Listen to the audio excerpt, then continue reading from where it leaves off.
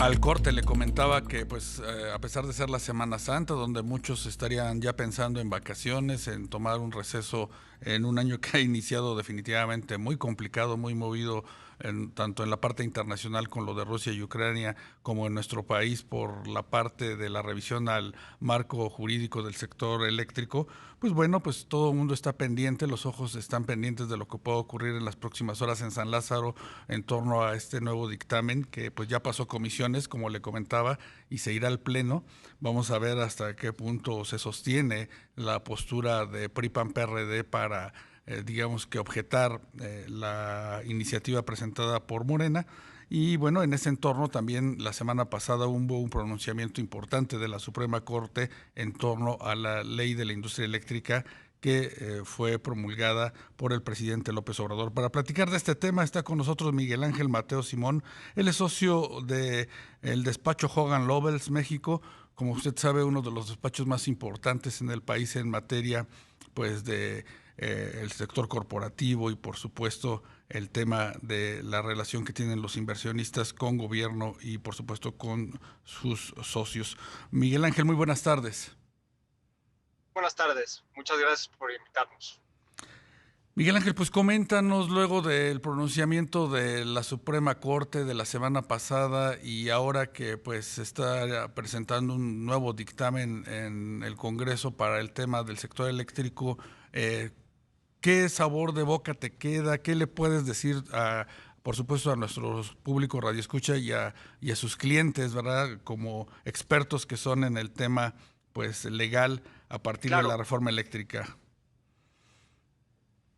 claro que sí. Mira, y si por alguna razón no me escuchas, me pides que te lo repita, por favor. Estoy aquí en el coche Adelante, y no. adelante, Miguel Ángel. Mira, la semana pasada efectivamente fue el pronunciamiento de la Suprema Corte, simplemente para aclarar.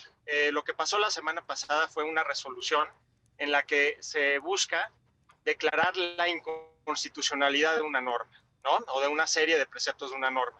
Para eso se requiere una mayoría calificada.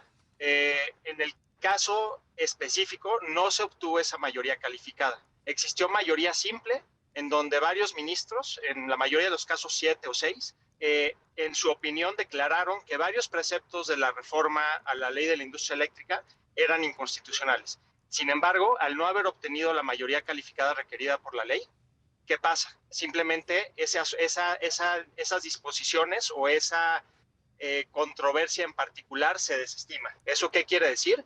Que no hay un pronunciamiento de la Suprema Corte sobre si las disposiciones de la ley de la industria eléctrica o de la reforma a la ley de la industria eléctrica es inconstitucional. ¿Eso Sí, qué significa?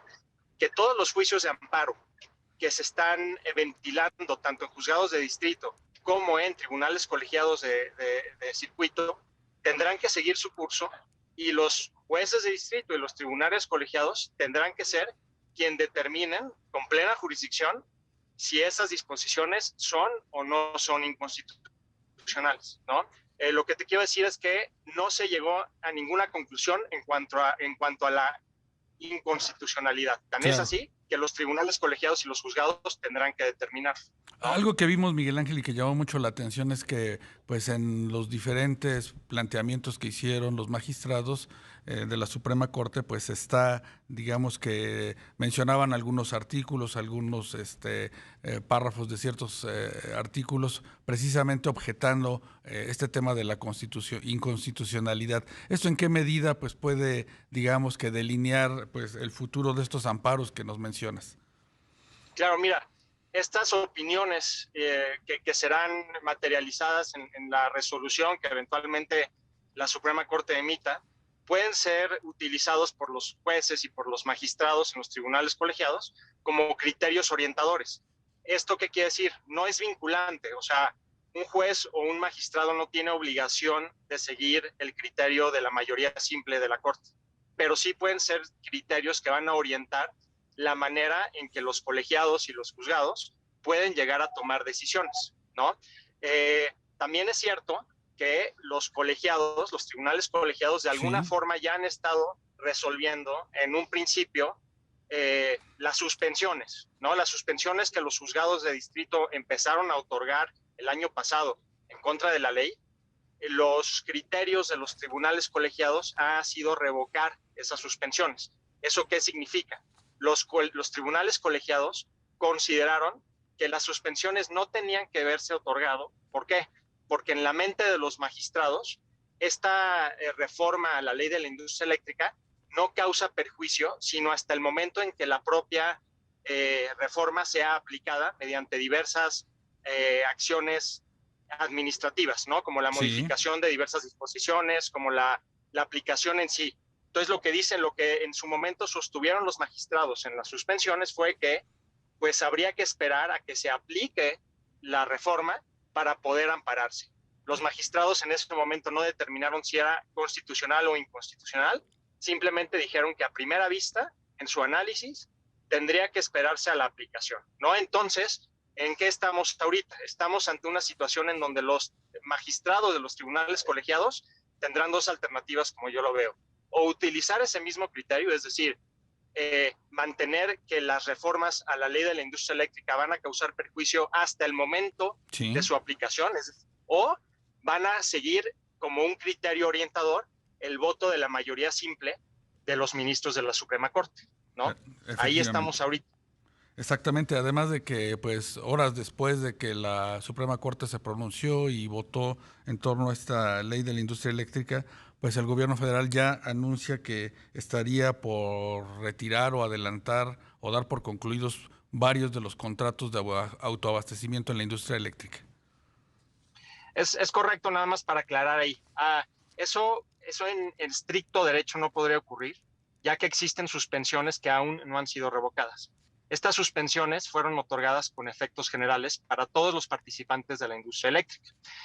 Hasta que esas suspensiones no sean revocadas o hasta que los juicios de amparo correspondientes no sean concluidos, Sí. realmente la Comisión Reguladora de Energía y la Secretaría de Energía están impedidos de aplicar la ley de la industria o la reforma a la ley de la industria eléctrica, ¿no? ¿Por qué? Por estas suspensiones que Claro. todavía están vivas. Claro. Y en este, digamos que amasijo de leyes y de revisiones y de pronunciamientos por parte de la Corte en torno al sector eléctrico, ¿cómo, digamos que se incorpora el tema de pues la discusión que se está dando en el Congreso en torno a una reforma constitucional para el sector eléctrico?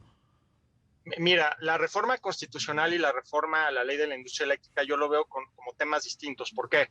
Si la reforma constitucional llegare a pasar, Sí. realmente la reforma a la ley de la industria eléctrica no es necesaria. Lo que sería necesario sería prácticamente abrogar la ley de la industria eléctrica y emitir una nueva, Ok. ¿no? Entonces, de alguna forma, ¿qué estoy viendo? Si la reforma constitucional no pasa en el Congreso, pues está la ley de la industria eléctrica que de alguna u otra forma está cubriendo los intereses que está buscando cubrir el gobierno federal, ¿no?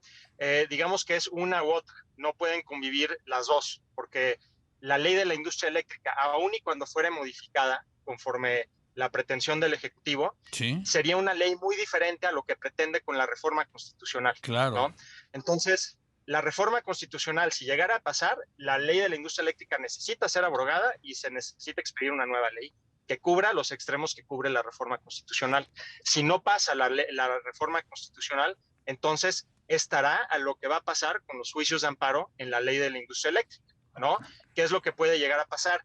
Si Claro. efectivamente los tribunales colegiados o inclusive la Corte, si llega a traer los recursos de revisión, si llega a determinar que efectivamente esto es una norma que en derecho se conoce como heteroaplicativa, es decir, Ujú. que se requiere un primer acto de aplicación, entonces tendremos que esperarnos hasta ese momento para que se promuevan nuevos amparos y en ese momento ver si efectivamente las disposiciones que se están queriendo aplicar son constitucionales o inconstitucionales.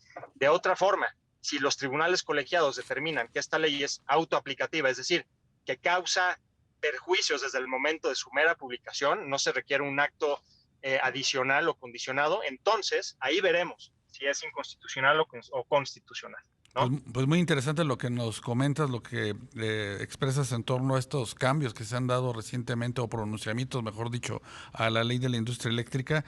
Se quedan nuestros micrófonos abiertos, Miguel Ángel, para pues darle seguimiento a lo que pueda surgir pues de esta votación, de esta presentación de iniciativa de reforma constitucional para la industria eléctrica. Que tengas muy buena tarde, Miguel Ángel.